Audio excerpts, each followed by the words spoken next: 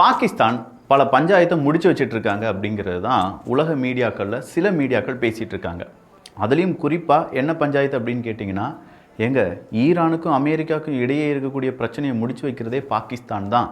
பாகிஸ்தான் தான் மீடியேட்டர் ரோலில் சும்மா பூந்து விளையாண்டுட்டு இருக்காங்க அப்படின்னு சொல்லிலாம் பல செய்திகளை நம்மால் பார்க்க முடிகிறது. திடுதிப்புன்னு பார்த்தா இன்றைக்கி பாகிஸ்தானை பற்றி ஒரு செய்தி. என்னப்பா ஒன்றுமே இல்லை, ஆப்கானிஸ்தான் மேலே ஏர் ஸ்ட்ரைக் பண்ணிட்டாங்களாம். கிட்டத்தட்ட ஒரு 8லேருந்து 9 குழந்தைகள், 11 பெண்கள் அப்படின்னு சொல்லி 30க்கும் அதிகமான நபர்களை கொண்டுட்டாங்க பாகிஸ்தான். உங்கள் ஊருக்குள்ளேயே பல பஞ்சாயத்து ஓடிட்டுருக்கே பாகிஸ்தான். பிஓகேக்குள்ளேயே அவ்வளோ பிரச்சனை, எங்களுக்கு இந்த நாடே வேண்டாம், எங்களை தனியாக விட்டுருங்க அப்படின்னு சொல்லி பாகிஸ்தானுக்கு போய்ட்டு காஷ்மீர் மக்கள் அங்கே கதறிட்டு இருக்காங்க. அங்கே பெரும் பிரச்சனை ஓடிட்டுருக்கு. அங்கேயும் துப்பாக்கிச்சூடு நடத்தி ஒரு 20-25 பேரை கொண்டு குவிச்ச. இப்போ மறுபடியும் ஆப்கானிஸ்தானுக்குள்ளே போய் அங்கே இருக்கக்கூடிய மக்களையும் கொண்டு குவிச்சிருக்கே, என்னையா நினச்சிட்டு இருக்கு அப்படின்னு கேட்டால், இல்லை அங்கேருந்து தீவிரவாதிகள் எங்கள் நாட்டுக்குள்ளே வராங்க, எங்கள் நாட்டுக்குள்ளே நிறைய தீவிரவாத செயலில் செஞ்சிட்ருக்காங்க, எனவே நாங்கள் அவங்கள சுட்டு வீழ்த்தினோம், அதுவும் ஏர் ஸ்ட்ரைக் பண்ணோம் அப்படின்னு சொல்லியிருக்காங்க. ஆப்கானிஸ்தான் சும்மா விடுவாங்களா? இதுக்கு பழி தீர்ப்போம் அப்படின்னு சொல்லியிருக்காங்க. ஸோ பாகிஸ்தானுக்குள்ளே என்ன நடக்க போகுது அப்படிங்கிறது தெரியல. ஆனால் பாகிஸ்தான் வாண்டடாக சில சிக்கலில் அவங்களே வந்து மாட்டிக்கிறாங்க அப்படிங்கிறதும் இங்கே குறிப்பிடத்தக்கது தான். இன்னும் பல செய்திகளை பார்க்க போகிறோம். நான் உங்கள் விக்கி, இது உங்கள் தமிழ் விதை. ஷார்ட்டாக கொஞ்சம் செய்திகள். இராணுவ வீரர் மீனாட்சி சுந்தரம் அப்படிங்கிறவர் நீங்கள் கேள்விப்பட்டீங்களா? வேறு யாருமே கிடையாதுங்க. இந்த மீனாட்சி சுந்தரம் அப்படிங்கிற இந்த வீரர் இல்லைன்னா இன்றைக்கி பல இந்திய வீரர்கள் அவங்களுடைய உயிருடன் இருந்திருக்கிறதுக்கான வாய்ப்பே இல்லை அப்படின்னு சொல்கிறாங்க. குல்காம் மாவட்டத்தில் தீவிரவாதிகள் புகுந்து விட்டார்கள். இது நடக்கிறது 2024 டிசம்பர் 19. அப்போது மீனாட்சி சுந்தரம் அவர்களுடைய படைப்பிரிவான 34 ராஷ்ட்ரிய ரைபிள்ஸ் அந்த வீரர்கள் அந்த இடத்தை நோக்கி போகிறாங்க. அங்கே தீவிரவாதிகள் புகுந்த அந்த இடத்தை நோக்கி போகிறாங்க. அந்த நேரம் அங்கே இருந்த தீவிரவாதிகள் நம்ம நாட்டு இராணுவ வீரர்களுக்கு எதிராக துப்பாக்கி சூடு நடத்துகிறாங்க. இதில் இந்த மீனாட்சி சுந்தரம் அப்படிங்கிற நம்ம இராணுவ வீரருக்கு தோள்பட்டையிலையும் வாயிலையும் புல்லட் அப்படிங்கிறது பட்டுருது. ஏன்னா அங்கேருந்து பயங்கரமாக துப்பாக்கிச்சூடு நடத்திட்டு இருக்காங்க. இராணுவ வீரர்கள், நம்ம நாட்டு இராணுவ வீரர்கள் கொத்து கொத்தாக கீழே விழுறதை பார்க்குறாரு மீனாட்சி சுந்தரம் அவர்கள். அவருடைய வாயிலையும் இந்த ஷோல்டர்லேயும் இந்த பெயின் அப்படிங்கிறது இல்லாமல் அவருடைய கண்கள் அடைந்து வரும்போது அங்கேருந்து தீவிரவாதிகள் அவங்க என்ன செய்ய ஆரம்பிக்கிறாங்க, அந்த இடத்த மாற்ற ஆரம்பிக்கிறாங்க. அதாவது முன்னேறி வர ஆரம்பிக்கிறாங்க. இப்படியே விட்டால் சரி வராது அப்படின்னு நினச்சிட்டு இருந்த நம்ம மீனாட்சி சுந்தரம் அவர்கள் நேராக அவருடைய துப்பாக்கி எடுத்து என்ன தான் வலி வேதனை இருந்தாலும் அந்த தீவிரவாதிகளை பார்த்து சுட்டு அப்படியே முன்னாடி போயிருக்காரு. அதில் ஏகப்பட்ட தீவிரவாதிகளை கொன்று குவித்து இருக்கிறார். இதை பார்த்த இராணுவ வீரர்களுக்கு புதுவிதமான ஒரு தெம்பு கிடச்சிருக்கு. எல்லாரும் சேர்ந்து அவரை அடித்து அந்த தீவிரவாதிகளை மொத்தமாக காலி பண்ணி அந்த இடத்துல நிறைய இராணுவ வீரர்களையும் நம்ம தாய்நாட்டையும் காப்பாற்றிய நபர் வேறு யாருமே கிடையாது, நம்ம தமிழ்நாட்டை சார்ந்த மீனாட்சி சுந்தரம் அப்படிங்கிறவர் தான். ஸோ மீனாட்சி சுந்தரம் அவர்களுக்கு கீர்த்தி சக்ரா விருது, அதாவது இந்தியாவில் வீரதீர செயலுக்காக கொடுக்கக்கூடிய 2வது முக்கிய விருது தான் இந்த கீர்த்தி சக்ரா விருது. அந்த கீர்த்தி சக்ரா விருது ஒரு தமிழனுக்கு, நம்ம நாட்டு இராணுவ வீரருக்கு கிடைச்சிருக்கு அப்படிங்கிறது நமக்கு பெருமை தான்.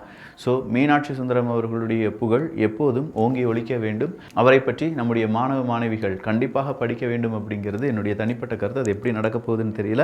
கண்டிப்பாக அவருடைய வாழ்க்கை வரலாறு நம்முடைய தமிழ் பொக்கிஷத்தில் ஒரு நாள் பதிவு செய்யப்படும். சரிப்பா, இப்போ அமெரிக்கா ஈரான் சண்டைலாம் நின்றுருச்சா? அதான் மீடியேட்டராக இருந்த பாகிஸ்தானே 2 நாடுகள் கூட சண்டை போட்டுட்டு இருக்கும்போது சண்டை போட்டுட்டு இருந்த அமெரிக்கா ஈரான் என்ன செஞ்சாங்கன்னு கேட்டால், எப்பா ஸ்ட்ரைட் ஆஃப் ஹார்மஸ் பக்கமாக இருக்கக்கூடிய அந்த இடமா போடு, ஒரு தாக்குதலை நடத்த அப்படின்னு சொல்லி அமெரிக்கா தாக்குதலை நடத்திட்டாங்களாம். எதுக்கியா இந்த தாக்குதல் அப்படின்னு கேட்டால், இல்லை எங்களுடைய விமானம் ஒன்று சுட்டு வீழ்த்திட்டாங்க, அது இப்போ தான் எங்களுக்கு ஞாபகம் வந்துச்சு, அதற்கு பழி தீர்க்கும் விதமாகத்தான் இந்த தாக்குதலை நாங்கள் செய்கிறோம் அப்படின்னு சொல்லி அமெரிக்கா சொன்னாங்களாம். இது என்னையா இது, செத்து விளையாண்டுட்டு இருக்கீங்க, மாற்றி அடிக்கிறீங்க. ஆனால் ஏன் அடிக்கிறீங்கன்னு கேட்டால், அன்னைக்கு எங்கே அடித்தாங்க அதனால் இன்றைக்கி ஞாபகம் வந்துச்சு, இன்றைக்கி நாங்கள் அடிக்கிறோம் அப்படிங்கிறதுலாம் சின்ன பிள்ளைத்தனமாக இருக்குது. பட் இதையே காரணமாக வச்சு 2 நாடுகளும் சண்டை போட்டுக்கிறாங்க. நேற்று தான் இஸ்ரேல் ஈரான் பிரச்சனை ஓடிட்டு இருந்துச்சு. ஈரானும் இஸ்ரேலும் மாற்றி சண்டை போட்ட பிறகு ஒரு கட்டத்துக்கு மேலே இனி சண்டை வேண்டாம் அப்படின்னு சொல்லி நிப்பாட்டிட்டாங்க. இப்போ மறுபடியும் அமெரிக்காவும் ஈரான் என்ன செஞ்சாங்க, அமெரிக்காவினுடைய படை வீரர்கள் எங்கே இருக்காங்க, அமெரிக்காவினுடைய மிலிட்ரி பேசஸ் எங்கே இருக்குது அப்படின்னு சொல்லி அவங்க என்ன செஞ்சாங்க, நேரடியாக அங்கேயே தாக்குதல் நடத்த ஆரம்பிச்சிட்டாங்க. இப்படி ஒரு சம்பவம் நடந்துட்டு இருக்கும்போது கியூபாவில் அமெரிக்காவினுடைய சில பேசஸ் இருக்குது. அந்த இடத்துக்கு இன்றைக்கி ஹெக்ஸத் அவர்கள் ஒரு பயணத்தை மேற்கொண்டிருக்கிறார். ஆல்ரெடி கியூபா ஆயில் கிரைசிஸ் அப்படிங்கிறது இன்றைக்கி தான் தமிழ் பட்சத்தில் பதிவு பண்ணோம். அந்த டீட்டெயில்ஸ் எல்லாமே நீங்கள் பார்த்துருப்பீங்கன்னு நான் நினைக்கிறேன். பார்க்காத டிபி டிப்ஸ் அதை பார்த்துருங்க. இன்றைக்கி நம்ம சொன்ன செய்திகள், இன்றைக்கி நடந்த நிகழ்வுகள் அப்படிங்கிறது 2ம் அப்படியே மேட்ச் ஆகுது. ஏன்னா இன்றைக்கி அந்த ஹெக்ஸத் அவர்கள் உள்ளே போனது, கியூபாவுக்குள்ளே போனது மிரட்டுறதுக்கு தான். அவனா நீ சீக்கிரமாக நான் சொல்கிற முடிவுக்கெலாம் ஒத்துழைக்கவில்லை என்றால் உன்னை டோட்டலாக டேமேஜ் பண்ணிடும், உன் நாட்டுக்கு எதிராக பொருளாதார தடை, உன் நாட்டுக்கு எதிராக ட்ரேட் அப்படிங்கிறது யாருமே செய்ய விடாமல் செஞ்சிடும் அப்படின்னு சொல்லி கியூபாவை தங்கள் வசப்படுத்துவதற்காக இப்போ அமெரிக்கா எல்லா விஷயங்களையும் செஞ்சிட்ருக்காங்க. ஒன்ஸ் வெனிசுலாவை அவங்க அட்டாக் பண்ண போதே அங்கே இருக்கக்கூடிய மாதுரோ அவர்களை அரெஸ்ட் பண்ணி வெனிசுலாவினுடைய ஆயில் எல்லாம் எனக்கு தான் சொந்தம் அப்படின்னு சொல்லி அமெரிக்கா சொன்ன போதே ட்ரம்ப் அவர்கள் ஒரு வார்த்தையை சொன்னார், அடுத்த இலக்கு கியூபா தான் அப்படின்னு சொல்லி.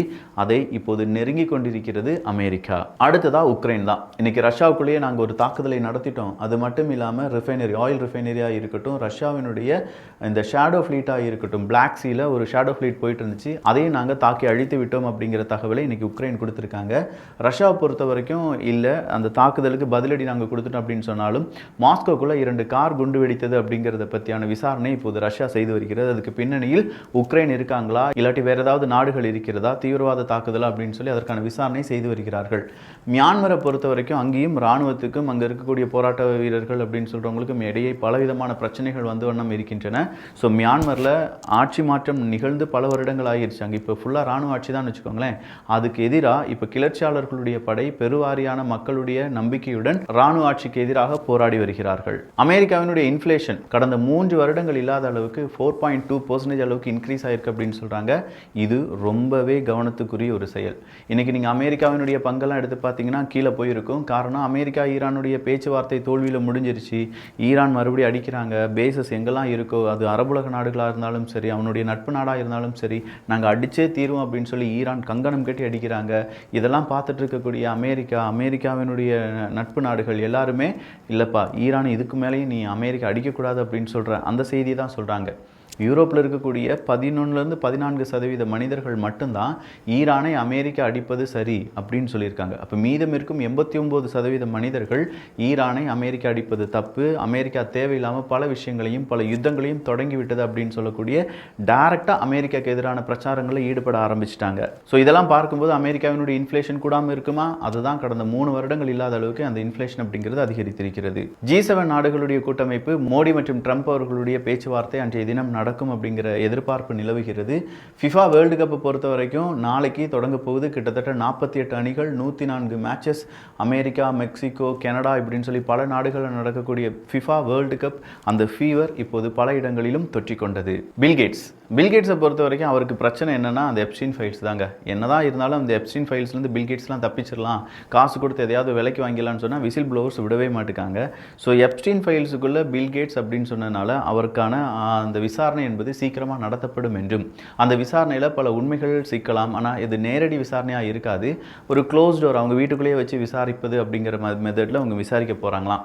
ஸோ இந்த விசாரணை அமெரிக்காவை பொறுத்த வரைக்கும் ரொம்ப தொய்வு நிலையில் இருக்குது. அதுவும் குறிப்பாக இந்த எப்ஸ்டீன் ஃபைல்ஸை பற்றியான விசாரணை வெளி உலகத்துக்கே தெரிய மாட்டுக்கு. யூகேல மட்டும்தான் சில முக்கிய முடிவுகளும் ஒரு சில நபர்கள் அவங்களுடைய அரச பதவியெல்லாம் இழந்திருக்கிறார்கள். சில நபர்கள் அவங்களுடைய அரசியலே வேணான்னு சொல்லி பல நாடுகளில் ஒதுங்கி இருக்காங்க. இதெல்லாம் தாண்டி இப்போதும் எப்ஸ்டீன் ஃபைல்ஸில் சிக்கினாலும் என் மீசையில் மண்ணே ஒட்டல் அப்படின்னு சொல்லக்கூடிய நபர்கள் எல்லோரும் அமெரிக்காவில் தான் இருக்காங்க என்பதும் குறிப்பிடத்தக்கது. நியூ ஏவியேஷன் ஸ்ட்ராட்டஜியாக இப்போ ஃபாலோ பண்ணுறாங்க ஜெர்மனி. அவங்களுடைய ப்ரொடக்ஷனை இன்க்ரீஸ் பண்ணுறதுக்கும் அடுத்த கட்ட நகர்வு பல நாடுகளை நம்பி இருக்கக்கூடிய இந்த மெத்தடாலஜியை மாற்ற வேண்டும் அப்படின்னு சொல்லி அவங்களுடைய ஸ்ட்ராட்டஜியை மாற்றிருக்காங்க.